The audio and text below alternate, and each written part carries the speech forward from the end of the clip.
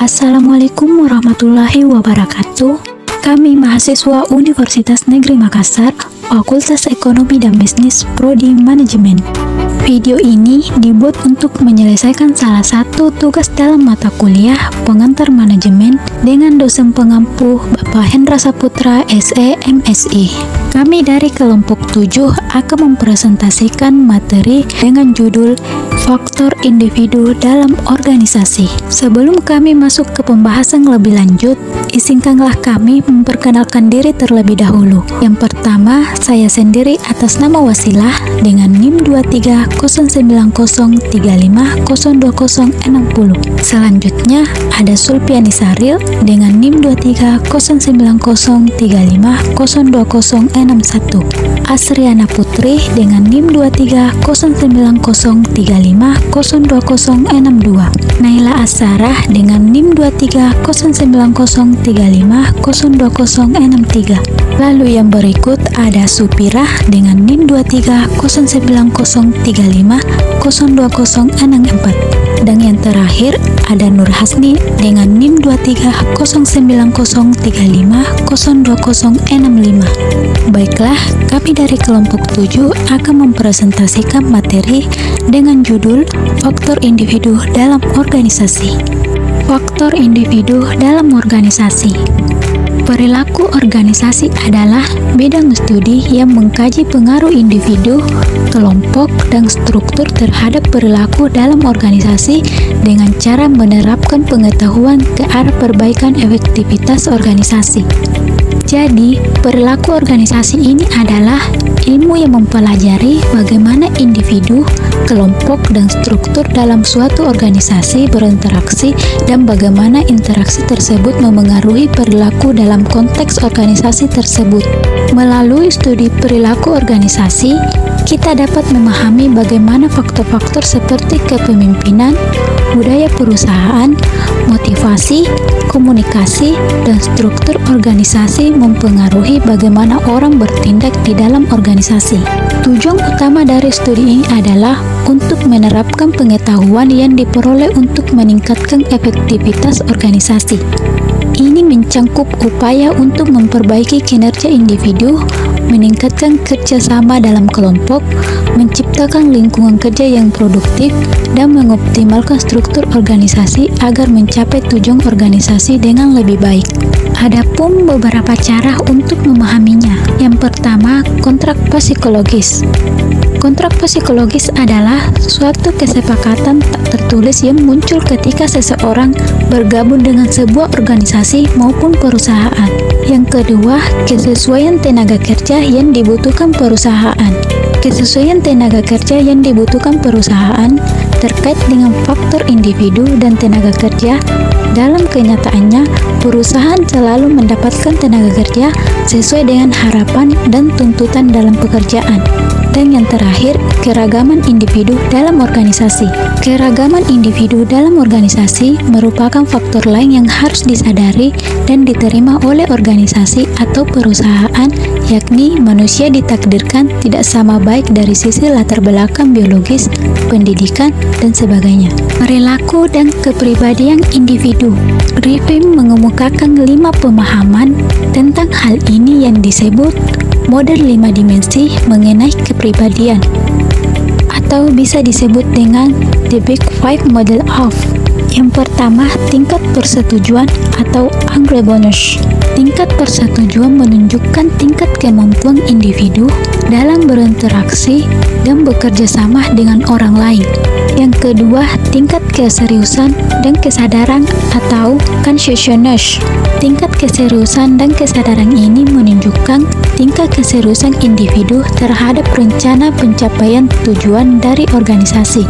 Yang ketiga, tingkat emosi yang negatif atau negative emotionally.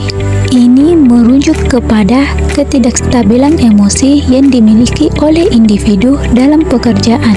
Yang keempat, tingkat keleluasaan dan kenyamanan atau extroversion. Ini merujuk kepada kemampuan individu untuk merasa nyaman dan leluasa bagi orang lain untuk berinteraksi dengannya. Dan yang terakhir, tingkat keterbukaan atau openness. Ini merujuk kepada perilaku individu untuk bersikap terbuka terhadap orang lain. Perilaku individu lainnya yang memengaruhi organisasi. Yang pertama, locus of control, merujuk kepada sebuah keyakinan yang dimiliki individu mengenai hasil yang mereka peroleh merupakan akibat dari apa yang mereka lakukan.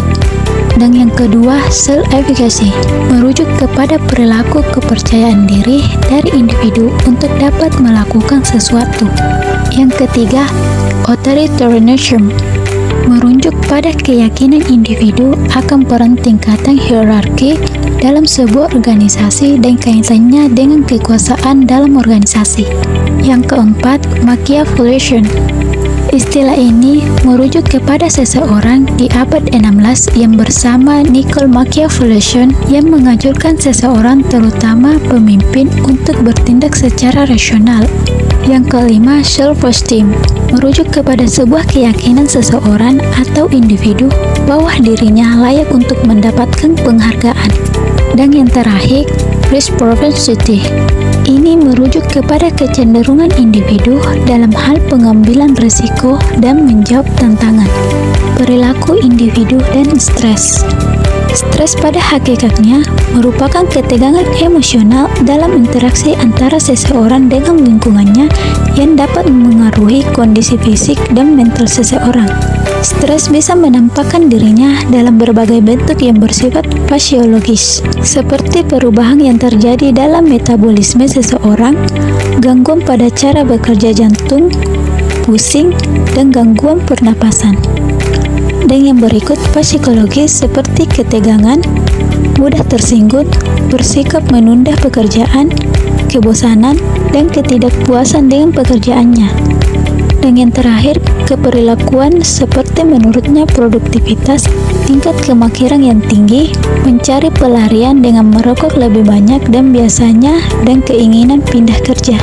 Sebagai sebuah perilaku individu, stresor dalam kehidupan seseorang dapat berasal dari faktor lingkungan, organisasional, dan dari dalam individu seperti ketidakpastian lingkungan, baik internal maupun eksternal organisasi merupakan salah satu faktor yang menimbulkan stres. Dan yang berikut, faktor organisasional yang menjadi penyebab munculnya stres sangatlah beragam, yaitu faktor tuntutan tugas atau pekerjaan, peranan, hubungan interpersonal, struktur organisasi, serta kepemimpinan dan siklus kehidupan organisasi. Dan yang terakhir, faktor dalam diri individu bisa berasal dari faktor masalah keluarga, masalah ekonomi, dan perbedaan individu seperti persepsi seseorang terhadap sesuatu, pengalaman, ada tidaknya dukungan sosial, tipologi manusia, dan tipologi perilaku manusia. Faktor dan cara atasi stres dalam pekerjaan. Yang pertama, tuntutan pekerjaan. Tuntutan tugas merupakan faktor yang dikaitkan pada pekerjaan seseorang. Dan yang kedua, tuntutan peran atau fungsi.